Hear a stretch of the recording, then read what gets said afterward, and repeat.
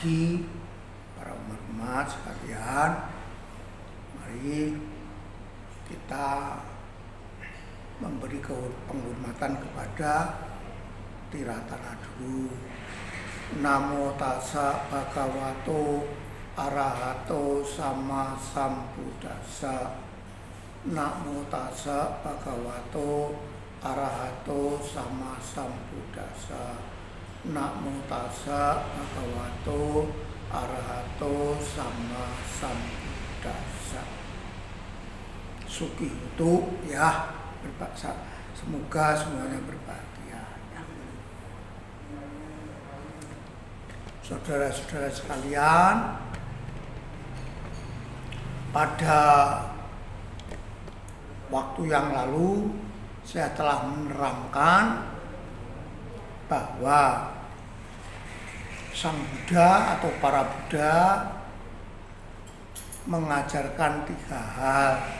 Yang pertama yaitu tidak berbuat kejahatan, sabapapasa akaranang, banyak berbuat kebajikan, kusala supasampada. Yang ketiga, sacita pariyodapanang, sucikan hati dan pikiran.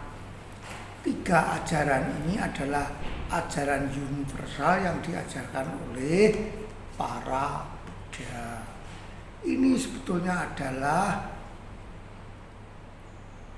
ajaran yang sangat dasar, yang sangat bagus sekali untuk diterangkan kepada anak-anak, baik anak-anak TK, playgroup TK maupun SD. Walaupun sebetulnya memang dalam, tetapi mereka akan mudah untuk menghafal atau mengingatnya ya. Kemudian tataran yang lebih dalam lagi, yaitu untuk anak SMP, SMA, kita berikan yaitu 4 kebenaran mulia, yaitu kebenaran tentang duka, kebenaran tentang sebab duka, kebenaran tentang terhentinya duka, dan kebenaran tentang jalan untuk menghentikan duka, yang kita kenal sebagai duka saca, duka samudaya saca, duka nirodha saca, dan magga saca atau jalan. Nah, pada saat kita menguraikan magga saca, maka terkenal dengan jalan utama berfaktor 8, yaitu pengertian benar dan ucapan benar. Pengertian benar dan pikiran benar. Kemudian yang ketiga, ucapan benar. Yang keempat, perbuatan benar. Yang kelima, mata pencarian benar. Yang kelima, usaha atau semangat benar. Yang keenam, kesadaran benar. Yang ketujuh, konsentrasi benar.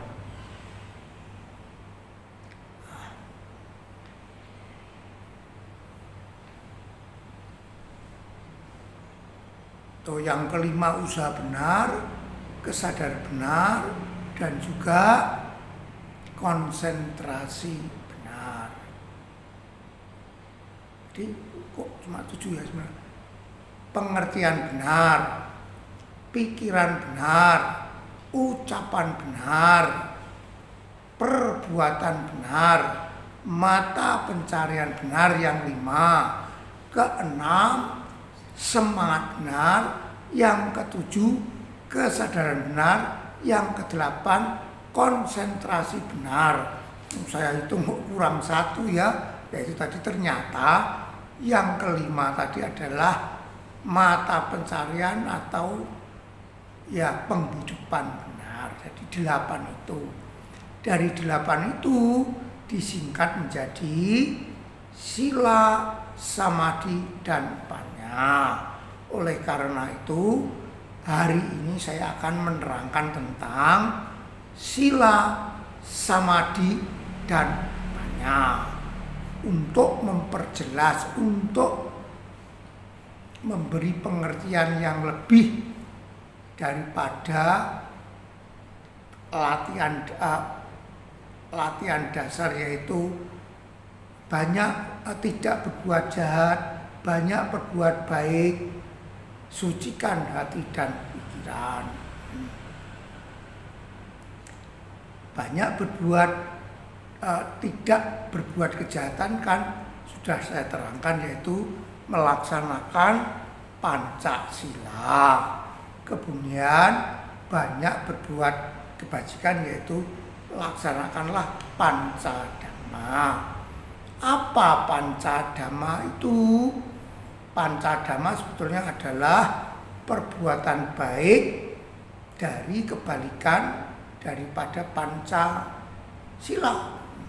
Kalau sila pertama, yaitu hendaknya menghindari membunuh atau panatipata, wiramani, sikapadang, samadhyami. Nah, Pancadhamma yang pertama adalah hendaknya tidak bertindak kejam, ahimsa, atau mengembangkan metta. Nah, sila yang kedua, adinadana, wiramani, sikapadang, samadhyami, menghindari pengambilan barang yang tidak diberikan atau mencuri. Maka Pancadhamma yang kedua adalah suka memberi atau berbagi, yaitu gemar berdana. Sedangkan sila ketiga yaitu kamesu micacara, wiramani, yaitu menghindari perbuatan asusila. Maka Pancadhamma yang ketiga yaitu hendaknya kita mengendalikan diri dari pemuasan nafsu yang salah dengan cara yaitu apa? Setia pada pasangan atau puas kepada apa yang kita miliki. Dengan demikian, dengan kita puas dengan apa yang kita miliki, maka nafsu kita itu tidak kita umbar dengan sembarangan. Kemudian sila yang ketiga musawada. Pancadhamma yang keempat adalah saca, artinya adalah kejujuran. Sedangkan sila yang kelima adalah surameraya majapamadhatana, adalah pengendalian diri dari makanan minuman yang mudah melemahkan kesadaran. Maka Pancadhamma yang kelima adalah waspada setiap saat, yaitu sati sampajanya. Inilah Pancadhamma. Nah, tuh. Jadi bagaimana cara mengembangkan banyak kebajikan? Laksanakanlah Pancadhamma, yaitu Pancadhamma yang pertama mengembangkan metta, ahimsa. Pancadhamma yang kedua yaitu memiliki suka berdana, memiliki usaha yang benar. Pancadhamma yang ketiga puas dengan apa yang kita miliki, setia kepada pasangan. Pancadhamma yang keempat jujur. Pancadhamma yang kelima selalu waspada, sati sampajanya. Itulah Pancadhamma. Sedangkan bagaimana dengan yang berkaitan nasihat yang ketiga, sacita pariodapanang, sucikan hati dan pikiran. Memang seperti kita mau membersihkan lantai kita harus tahu lantai kita yang kotor bagian mana, baru kita pel dan baru kita sapu. Demikian juga bagaimana cara kita membersihkan batin kita. Kekotoran batin kita itu apa? Kita harus tahu. Langkah pertama kita harus tahu kekotoran batin kita, baru kita membersihkannya. Nah, untuk mengetahui kekotoran batin kita, telah diketahui bahwa kita memiliki 3 jenis kekotoran batin. Yang pertama adalah loba kilesa. Loba adalah keserakan, kilesa adalah kekotoran batin. Yaitu loba kilesa artinya adalah kekotoran batin berbentuk keserakahan. Sudah ada 1, kita masih kurang. Nah, itu yang menimbulkan pertengkaran, yang banyak menimbulkan perselisihan. 1, loba kilesa. Yang kedua, dosa kilesa, yaitu kekotoran batin yang berbentuk kebencian. Kita melihat orang benci, tidak suka, tidak mau. Nah, itu juga yang menimbulkan penyebab perselisihan. Yang ketiga adalah moha kilesa, kekotoran batin yang berbentuk ketidaktahuan. Moha kilesa ini membentuk kayalan. Kayalan di sini membentuk egoisme. Nah, hanya mementingkan diri sendiri atau mementingkan golongan sendiri. Itu 3 hal inilah kekotoran batinnya adalah 1, keserakaan, 2, kebencian, 3, ketidaktahuan. Nah, tugas kita adalah membersihkan 3 kekotoran batin ini. Lalu bagaimana cara membersihkan? Yaitu dengan cara mengembangkan batin atau bawana, atau yang disingkat, yang juga dikenal dengan meditasi. Nah, dalam meditasi atau bawana terdiri dari 2 latihan juga. 1 yang disebut samatha bawana, yang kedua disebut vipassana bawana. Samatha bawana adalah meditasi ketenangan, sedangkan vipassana bawana adalah meditasi pandangan terang. Mengapa kok ada 2 pengembangan ini? Jadi demikian saya terangkan supaya Anda jelas dan tahu bagaimana cara melakukannya. Yang pertama, loba kilesa, dosa kilesa, terutama moha kilesa, itu telah bercampur di dalam batin kita itu sejak lama, bertahun-tahun, bahkan beberapa kehidupan. Karena itu sangat halus dan sangat lembut untuk tercampur di dalam batin kita. Karena itu ada kesulitan. Diibaratkan seperti air yang kotor. Kita saring, yang tersaring hanyalah kotoran-kotoran yang kasar. Sedangkan kotoran-kotoran yang halus ikut di dalam air itu. Artinya kotoran-kotoran yang kasar kita saring. Disaring dengan apa? Dengan sila. Nah, kotoran yang halus yang tercampur ini bagaimana? langkah pertama harus kita diamkan. Seperti kita memiliki bak air yang kotor, kita diamkan karena dia sangat halus. Kita saring, dia tetap tembus. Kita diamkan, tidak kita goyang-goyang. Kan dia akan lama-lama kan diam. Inilah gunanya meditasi samatha bhavana.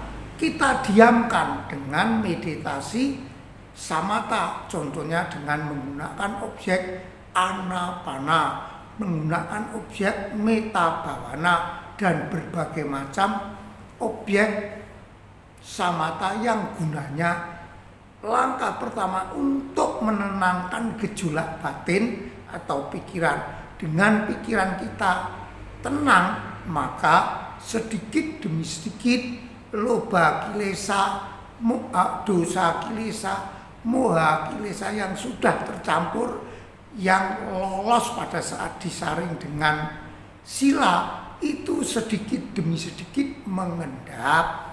Nah, setelah mengendap, seperti kita kalau memiliki tabung penampung air, di tabung penampung air itu kan pasti ada gelas penduga untuk melihat seberapa tebal kotorannya. Nah, dengan kita meditasi kita akan tahu, tidak tahu tidak masalah. Yang penting pikiran kita itu sudah mulai tenang, berarti dengan tanda-tanda kita tidak terlalu bergejolak melihat orang beli ini beli itu. Kita memiliki pengendalian, tidak ikut-ikut mengembangkan keserakahan kita. Kita melihat orang begini begitu, kita tidak mudah jengkel. Ini tandanya kita dengan meditasi ketenangan anapana maupun metta, maka sedikit demi sedikit kekotoran batin kita itu diendapkan. Nah, setelah mengendap, maka baru langkah kedua, yaitu melakukan meditasi vipassana. Nah, bagaimana cara melakukannya? Secara sederhana, seperti tadi gambaran di dalam penampung air yang tidak digoyang-goyang, itu dia sedikit demi sedikit akan mengendap. Setelah mengendap, kotorannya sudah cukup banyak, maka kita cukup hanya membuka keran di bawah. Maka dengan kita membuka keran di bawah, maka kotoran itu akan keluar dan kita tidak melakukan apa-apa, tidak perlu menggoyang-goyang, memukul-memukul, atau bahkan menggulingkan tangki. Kita cukup hanya sekedar dengan tenang melihat apakah air yang keluar itu sudah bersih atau belum. Kalau sudah bersih, kita tutup lagi. Demikian juga cara untuk melakukan vipassana. Kita tidak perlu bereaksi, cukup kita lihat sedikit demi sedikit kekotoran batin itu akan keluar. Ingat, tidak bereaksi. Nah, untuk tidak bereaksi itu perlu suatu kemampuan batin yang disebut UPK, tenang seimbang. Nah, untuk membentuk UPK tenang seimbang ini diperlukan meditasi samatha.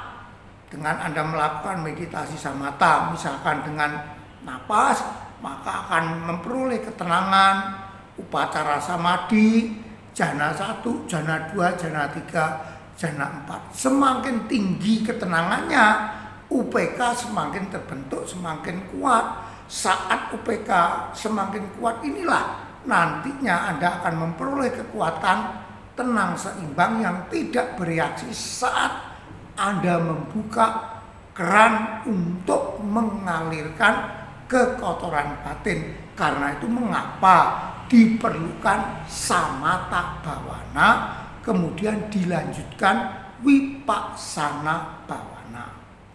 Tanpa bereaksi, ingat, saya saat memberikan wejangan berlatih berdasarkan Tilakkhana Gata. Nah, yang kita amati adalah fenomena batin yang berisi anicca, dukkha, anatta. Dan ingat, pasasi hanya melihat saja. Nah, saat hanya melihat saja inilah tidak bereaksi. Untuk tidak bereaksi cukup dengan menggunakan UPK, tenang seimbang. Saat Anda melihat tenang, satu persatu kekotoran batin itu akan lenyap. Contohnya, Anda kan sudah meditasi samatha, tenang. Saat Anda meditasi vipassana, contohnya mengamati semua fenomena. Ini sedar contoh. Amati dulu meta ataupun anapana. Masuk, keluar, lama.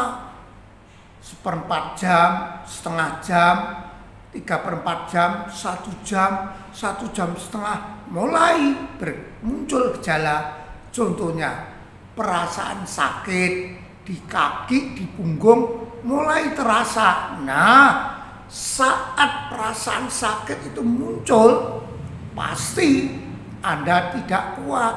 Tapi kalau Anda memiliki UPK yang kuat yang dibentuk oleh samatha bhavana, Anda kuat mengamati perasaan sakit itu.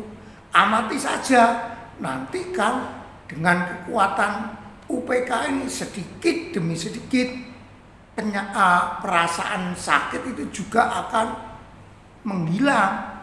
Nah, pada saat Anda menghadapi, melihat perasaan sakit tanpa bereaksi, maka perasaan sakit itu berkaitan dengan dosa. Maka dosa kilesa Anda sedikit demi sedikit akan lenyap. Itu caranya. Nah, pada saat Anda mengamati napas masuk, napas keluar, napas masuk, napas keluar, tenang, Anda semakin tenang, maka faktor-faktor jana ketenangan, vitaka wicara muncul. Saat vitaka wicara muncul, Anda amati terus, tidak bereaksi, maka piti akan muncul, kegiuran dan suka. Pada saat piti dan suka muncul, Anda tidak bereaksi. Piti dan suka perasaan senang, Anda tidak bereaksi, Anda tetap tenang seimbang. Maka kalau Anda tetap tenang seimbang, piti dan suka ini pun juga muncul lenyap. Kalau tidak Anda tanggapi, dia akan lenyap. Saat piti dan suka itu tidak Anda tanggapi, artinya Anda tidak bereaksi, maka gejolak piti dan suka ini berkaitan dengan keserakan. Orang kalau senang, kalau tidak ada kebijaksanaan kan muncul keserakan. Nah, saat itu Anda melenyapkan lobha kilesa dengan catatan Anda tidak bereaksi. Artinya, oh, ini piti muncul, enak di tubuh. Oh, ini suka muncul, enak di perasaan. Aku ingin mempertahankan, itu artinya bereaksi. Tapi kalau Anda tahu, ini pun juga tidak kekal. Anda mengetahui tidak kekalnya kan dari pengalaman, tenang aja. Nah, saat Anda tenang, sedikit demi sedikit kilesa, lobha kilesa yang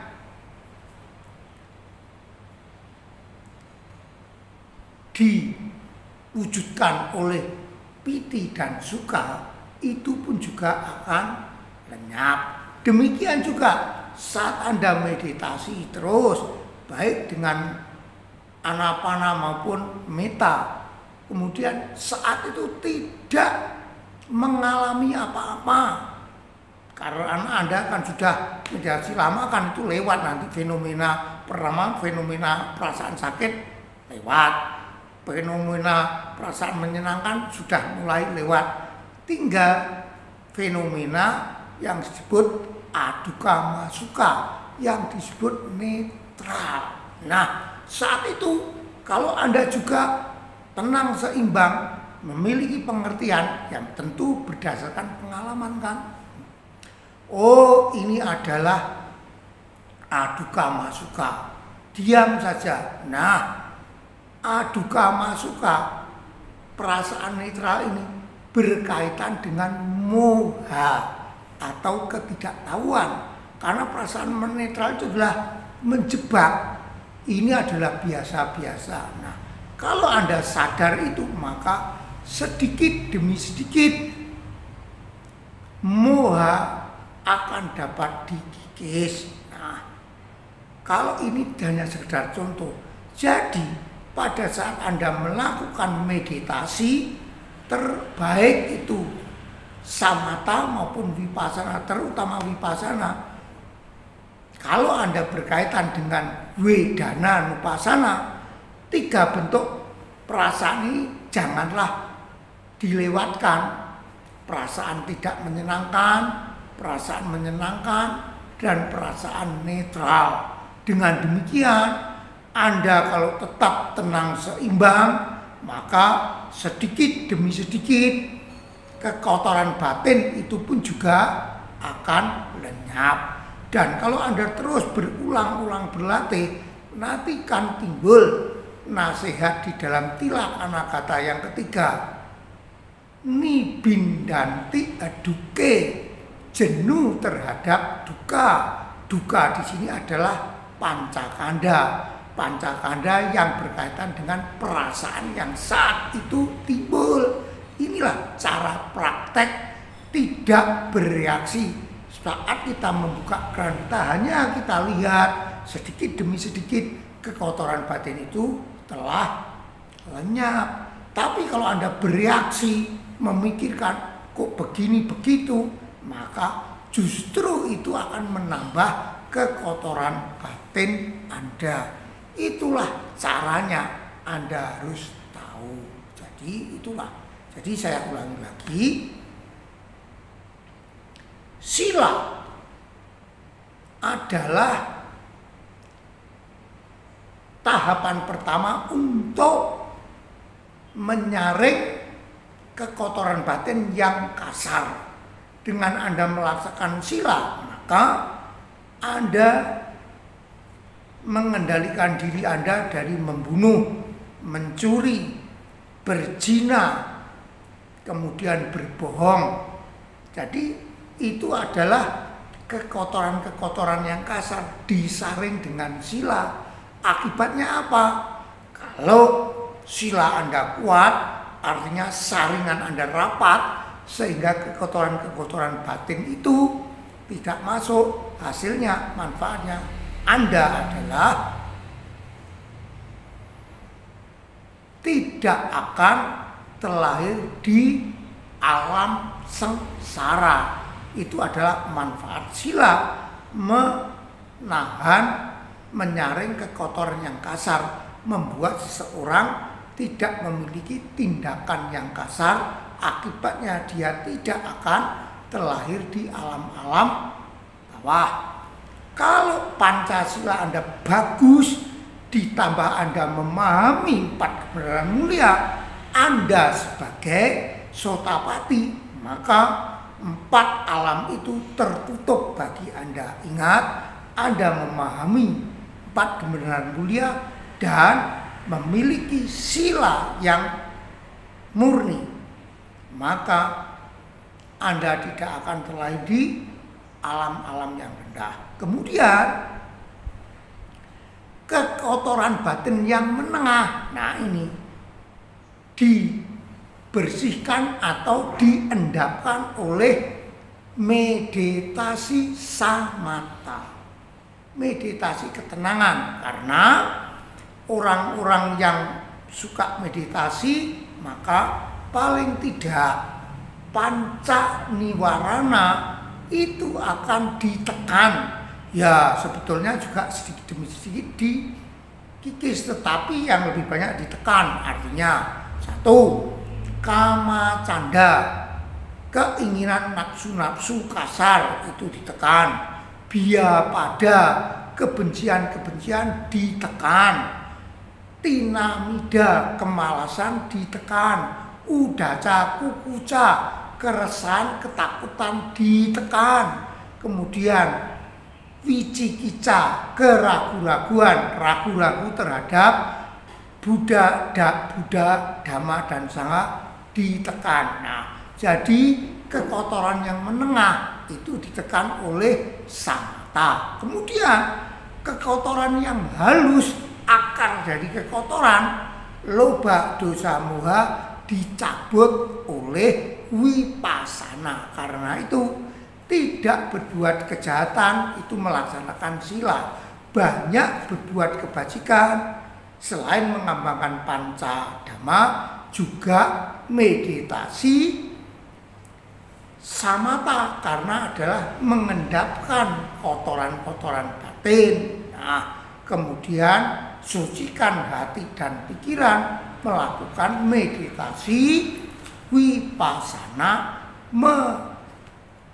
bersihkan loba kilesa, moha kilesa, dan dosa kilesa dengan tenang seimbang. Tenang seimbang ini kita peroleh dari meditasi samatha. Dengan memperoleh UPK, maka Anda akan bisa tenang seimbang saat Anda melakukan meditasi wipasana, terutama melaksanakan wedana nupasana saat Anda mengalami perasaan senang, Anda tenang seimbang. Perasaan senang ini berkaitan dengan loba kilesa. Perasaan menyakitkan berkaitan dengan dosa kilesa. Perasaan netral berkaitan dengan moha kilesa. Ingat, UPK bukanlah perasaan. UPK adalah sejenis cetasika. Nah, kalau Anda yang belajar Abhidhamma kan ada 52 cetasika. Nah, yang 2 cetasika adalah perasaan, wedana, dan sanya. 2 ini dikeluarkan, masih ada 50. Lah, di dalam 50 ini ada 1 cetasika yang disebut UPK. Karena UPK itu bukanlah perasaan, tetapi kondisi batin yang tenang seimbang. Ingat, UPK bukanlah aduka masuka, perasaan netral yang dalam terjemahannya Indonesia. Bahkan justru pada saat kita dikuasai oleh perasaan senang, bisa juga ada UPK-nya, tenangnya. Contohnya, kita senang melihat sesuatu, tetapi kita dalam keadaan tenang, seimbang, mengetahui batasnya. Pada saat kita dikuasai perasaan sedih, maka UPK pun juga bisa menyertainya. Karena apa? Pada saat kita sedih, marah-marah, kalau kita berada dalam keadaan UPK, kita tidak sampai memukul, membunuh, atau kembali membalas, mencaci maki. Ingat, bahkan aduka masuka saat seseorang meditasi dalam mengalami perasaan aduka masuka, itu pun juga bisa disertai dengan UPK. Contohnya, seseorang yang mengamati perasaan, contohnya mengembangkan meditasi wedana nupasana, pertama pasti perasaan sakit akan menyerangnya, tapi tetap kita tenang seimbang. Lah, sekarang kan perasaan sakit duka wedana kan juga bagi orang yang meditasi memiliki UPK kan ada, bisa bergabung toh.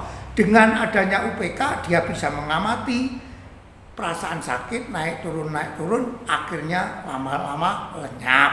Setelah lenyap nanti muncul perasaan senang. Nah, perasaan senang kalau Anda tetap UPK, nah di sini ada bukti bahwa perasaan senang juga bisa bergabung dengan UPK. Dengan tetap Anda UPK, Anda ingat bahwa ini pun juga hanya muncul lenyap. Akhirnya Anda tidak bereaksi. Maka muncul lenyap ini pun juga lenyap. Kalau Anda terus duduk meditasi, Anda lanjutkan, muncul perasaan duka masuka yang tahap ketiga. Tidak sakit juga tidak tidak menyenangkan. Karena itu dalam bahasa palingnya adalah aduka masuka, bukan UPK. UPK adalah kondisi batin yang tenang seimbang. Ini pun juga bisa menyertai aduka masuka itu sendiri. Contohnya saat seorang yogi dalam keadaan meditasi dan dia mengetahui aduka masuka, dia mengetahui kalau kita tetap tenang seimbang mengamati perasaan ini, maka moha kilesa sedikit demi sedikit dapat dilenyapkan. Contohnya saat aduka masuka, perasaan netral itu tetap kita amati, itu berarti dia tetap nanti saat kita mengamatinya, kita akan, kalau ada keseimbangan, kita akan tahu bahwa walaupun netral tetapi sebetulnya masih ada riak-riak sedikit. Memang riak naik turunnya tidak sekasar perasaan senang dan perasaan tidak senang, atau duka widana maupun suka widana. Tapi kalau Anda tetap tenang seimbang, maka nanti akan jelas saat Anda tetap mengamati, maka suatu saat perasaan aduka masuka ini betul-betul dia berhenti. Inilah yang disebut Anda bisa mengamati wedana niroda. Sebetulnya adalah duka niroda, atau yang disebut niroda samapati melalui wedana nupasana. Itulah caranya ya. Jadi ingat, sila untuk menyaring kekotoran batin yang kasar, samata bawana menyaring kotoran yang menengah, yaitu mengendapkan. Vipassana bawana menyaring kotoran yang halus, yaitu mencabut loba kilesa, dosa kilesa, dan moha kilesa. Ya, saya rasa cukup sekian dan saya ucapkan sabe sata bawantu sukitata. Semoga semua makhluk berbahagia.